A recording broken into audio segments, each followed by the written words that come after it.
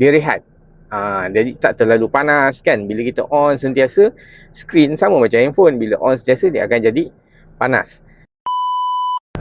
Okey guys, kita dapat persoalan daripada saudara kita ni. Dia tanya berkenaan dengan skrin Tigo Cross Turbo boleh off ke tidak. Alright, so sekarang saya berada dalam Tigo Cross Turbo.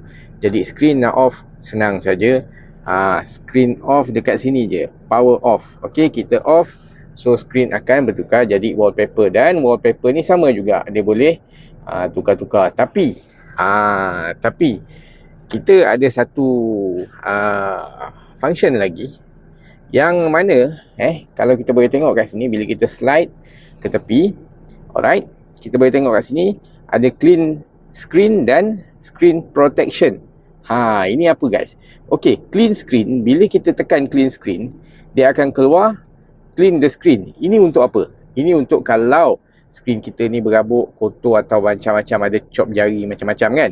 Jadi kita nak bersihkan, so kita tekan fungsi clean screen tadi tu, dan dia akan jadi macam ni sementara.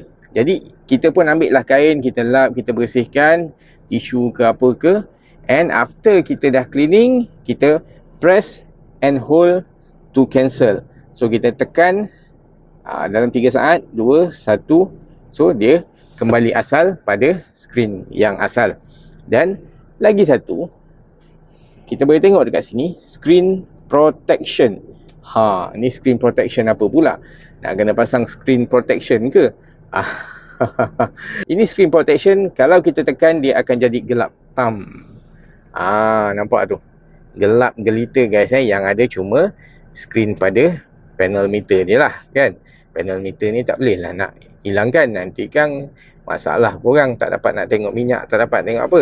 Tapi untuk infotainment punya screen, kita boleh hitamkan ataupun kita boleh gelapkan macam ni. Tujuan dia untuk apa? Okey, kereta-kereta moden yang berfungsi screen macam ni dia ada LED LCD dia kan. Jadi untuk kita protect jangka masa panjang, kalau kita open screen, nak on balik senang je, kita just tap pada screen tu, tap, dia akan kembali.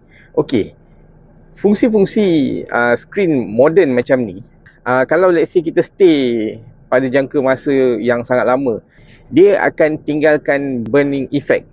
Maknanya macam bayang-bayang. Bila terlalu lama dekat situ, screen tu on saja, lama-lama dia akan meninggalkan burn-in effect. Maknanya kita nampak ada bayangan ikon-ikon ni nanti. Kalau kita terlalu lama